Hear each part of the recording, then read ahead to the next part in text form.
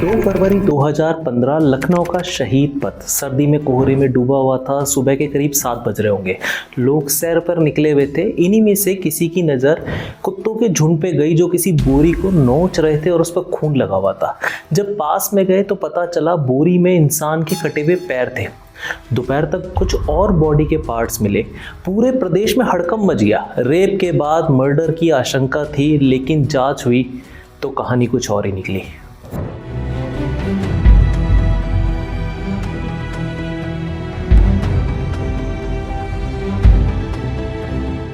तेलीबाग इलाके के लड़के ने 2013 में फेसबुक पर रोहित नाम से एक फेक प्रोफाइल बनाई। एक रात वो अपने कमरे में टहल रहा था, तभी फोन पर नोटिफिकेशन आया। गौरी नाम की किसी लड़की ने मैसेज किया, हाय रोहित, क्या कर रहे हो। रोहित मुस्कुराया, फिर मैसेज लिखा, कुछ खास नहीं, तुम बताओ। गौरी ने टाइप किया, बस टाइम पास, तुम्हारी पोस्ट काफ़ी इंटरेस्टिंग लगी तो सोचा फ्रेंड बना लूँ। रोहित ने तुरंत जवाब दिया, फ्रेंड रिक्वेस्ट भेजने के बाद मैं भी यही सोच रहा था, तुम रिक्वेस्ट एक्सेप्ट करोगी भी या नहीं।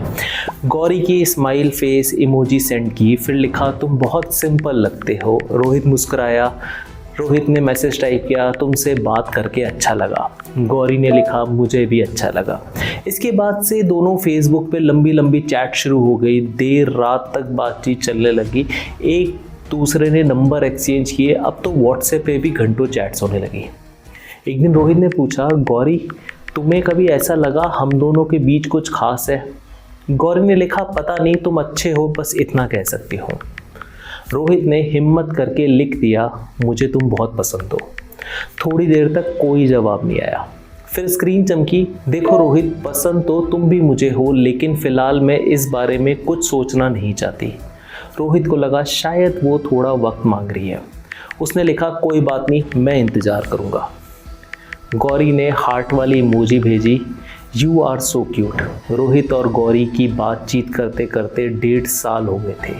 इस दौरान दोनों कई बार मिले, पार्क में कॉफ़ी पीते, फिल्म देखने जाते, घंटों एक दूसरे से बतियाते। फिर भी गौरी ने रोहित की बात का जवाब आज तक नहीं दिया। रोहित अब भी उसे पसंद करता था, लेकिन अब ये पसंद से ज़्यादा कुछ था। एक दिन रोहित अपने दोस्त अर्जुन से मिला। अर्जुन ने पूछा, तुम आजकल फ़ोन में क्यों घुसे रहते हो। रोहित ने हंसकर कहा, फेसबुक पर एक लड़की मिली है, गौरी, बड़ी अच्छी लगती है, शायद वो भी मुझे पसंद करती है। अर्जुन ने आंखें टेढ़ी करके बोला, वही गौरी जो अक्सर अपनी फ़ोटो अपलोड करती है। रोहित बोला, हाँ वही। अर्जुन बोला, ज़रा संभाल कर भाई, मैंने सुना है कई लड़कों से बात करती है। रोहित चौंका, गलत सुना है, वो ऐसी नहीं है।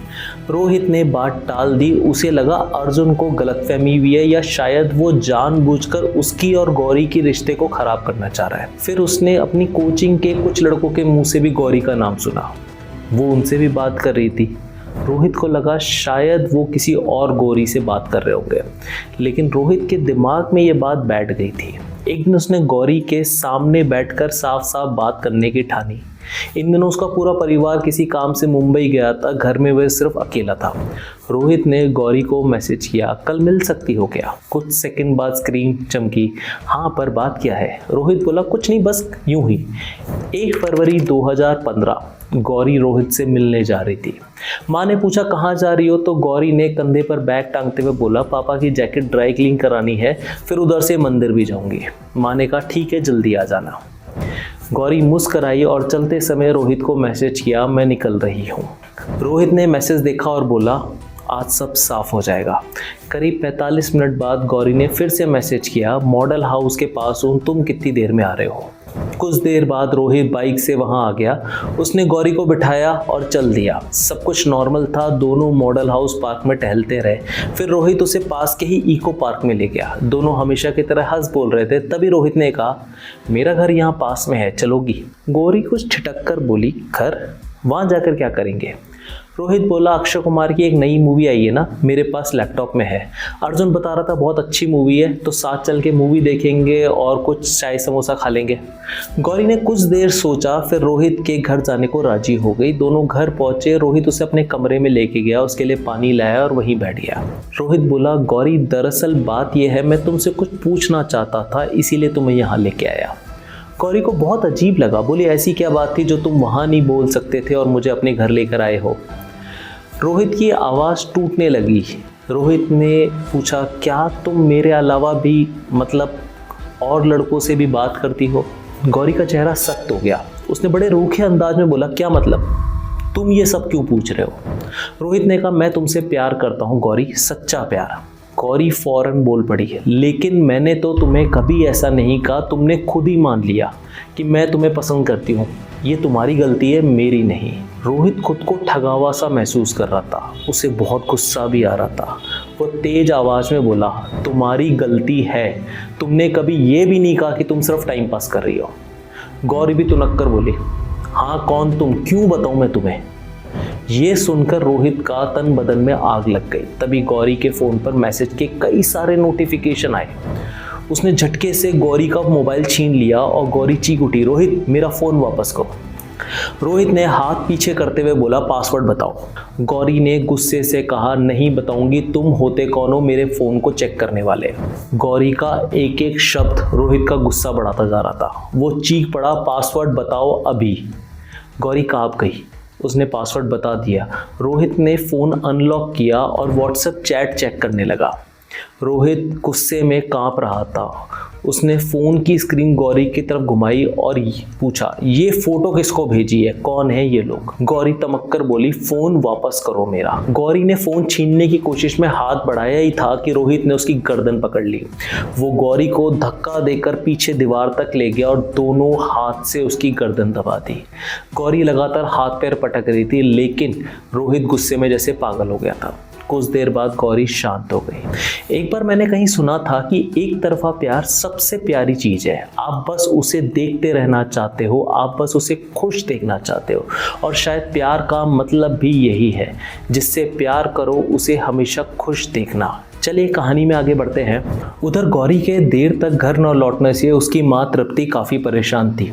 गौरी के मोबाइल पर रिंग जा रही थी, लेकिन वो कॉल रिसीव नहीं कर रही थी। शाम करीब 6:18 पर आखिरकार गौरी का फ़ोन उठा। उधर से एक लड़के की आवाज़ आई, हेलो जी नमस्ते आंटी, मैं रोहित बोल रहा हूँ, गौरी का दोस्त। हम लोग इको पार्क आए थे, यहाँ अचानक उसकी तबीयत खराब हो गई, आप आ जाइए। ये सुनते ही तृप्ति के हाथ पांव फूल गए। पति शिशिर भी तब तक घर आ चुके थे। दोनों आलमबाग इलाके में इको पार्क पहुंचे, लेकिन न रोहित वहां मिला न गौरी। रात के 8 बज चुके थे। गौरी का फोन भी अब स्विच ऑफ हो गया था। माँ बाप का परेशान होना लाजिम था। शिशिर ने तुरंत यूपी पुलिस के डायल 100 पे कॉल की और पूरी बात बताई।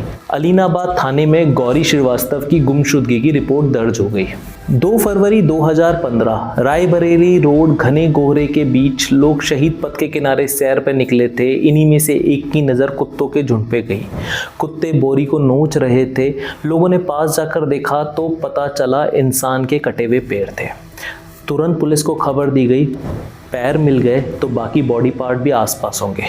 पूरा इलाका जैसे छावनी में बदल गया। चप्पे चप्पे की सर्चिंग हुई।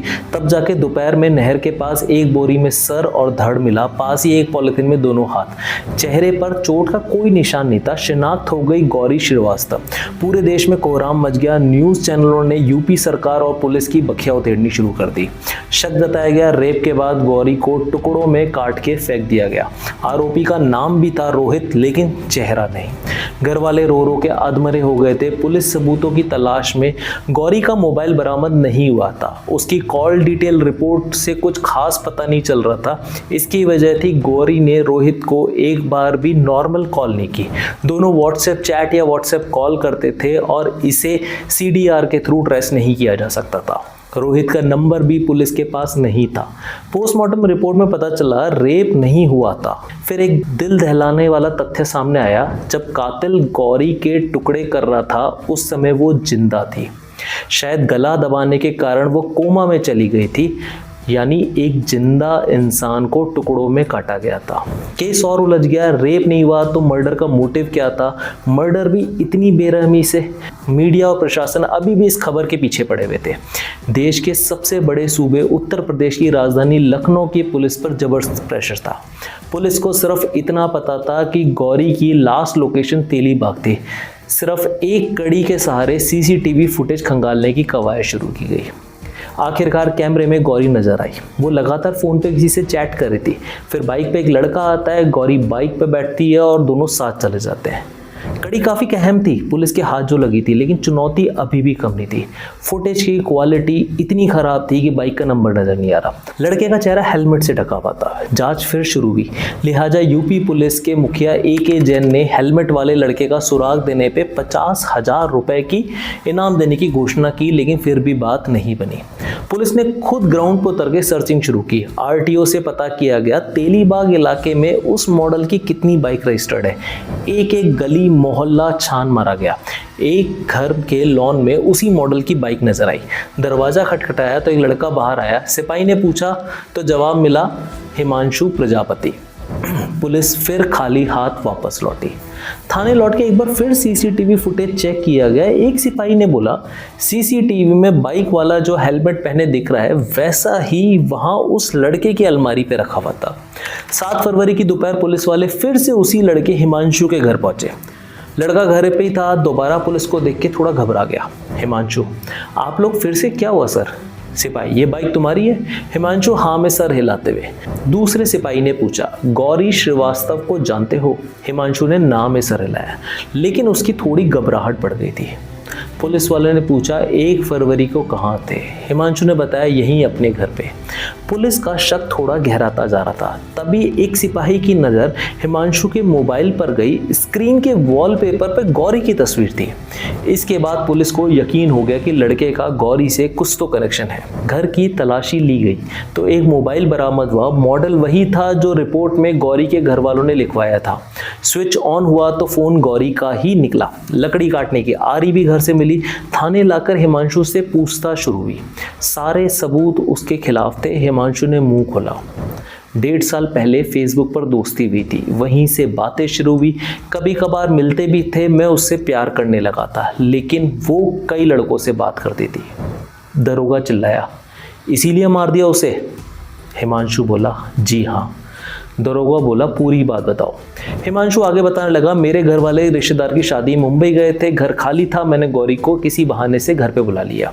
पहले पार्क घूमे, फिर उसे घर ले आया।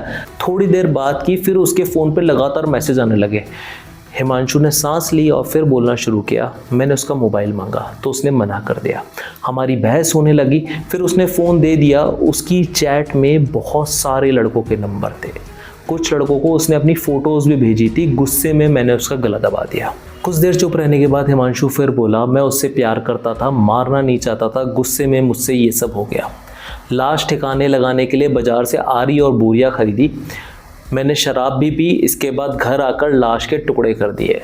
थोड़ा सोचकर बोला, सबसे पहले हाथ काटे तो काफ़ी खून बहने लगा। खून नाली से बाहर ना जाए तो इसीलिए गौरी के कपड़े ही उतार कर नाली पर लगा दिए। जांग के पास लगातार कई बार किए। मांस हड्डी से अलग हो गया। इसके बाद गर्दन काटी। सारे टुकड़े बोरी में भर के बाइक से ही शहीद पथ के अलग अलग किनारों पे जाके फेंक के आया। हिमांशु ने अपना गुनाह कबूल कर लिया, लेकिन एक सवाल अभी भी था, अगर हिमांशु ने गौरी को मारा तो रोहित कौन था? पुलिस ने सवाल किया तो पता चला हिमांशु ने ही फेसबुक पे रोहित के नाम से प्रोफाइल बना रखी थी। गौरी भी उसे इसी नाम से जानती थी, इसीलिए उसने उसका हिमांशु का नंबर भी रोहित के नाम से सेव कर रखा था। High profile Gauri murder case खुल चुका था। यूपी पुलिस के DGP AK जैन ने खुद प्रेस कॉन्फ्रेंस करके हिमांशु प्रजापति को मीडिया के सामने रखा। हिमांशु के साथ उसका एक दोस्त अनुज गौतम भी पकड़ा गया था। पुलिस ने उसे भी आरोपी बनाया था, लेकिन 2 महीने की छानबीन के बाद अनुज के खिलाफ कोई सबूत नहीं मिले। लिहाजा कोर्ट ने IPC 169 की रिपोर्ट दाखिल करके उसे बरी कर दिया। और गिरफ्तारी के 9 साल बाद जून 2024 में हिमांशु प्रजापति को जमानत मिल गई। फिर वही सवाल, इतना घिनौना अपराध करके भी इनको जमानत मिल जाती है। केसेस कई सालों तक चलते रहते हैं। परिवार के आंसू सूख जाते हैं और उनकी चप्पलें घिस जाती हैं न्याय की आस में, और अपराधी आराम से वापस बाहर घूमने लग जाता है। क्या ये लोग समाज के लिए खतरा नहीं है? उम्मीद है हमारे देश की न्याय व्यवस्था में कुछ सुधार हो। मामला अभी भी कोर्ट में चल रहा है। उम्मीद है जल्दी ही उसे अपने गुनाह की सज़ा मिलेगी। अगर आपको भी कोई शिकायत है हमारी न्याय व्यवस्था से तो कमेंट में प्लीज़ ज़रूर बताएं। ऐसी ही रियल क्राइम स्टोरी देखने के लिए हमारे चैनल को लाइक, शेयर, सब्सक्राइब जरूर कीजिए। मिलते हैं अगली बार एक नई रियल क्राइम स्टोरी के साथ। Thank you.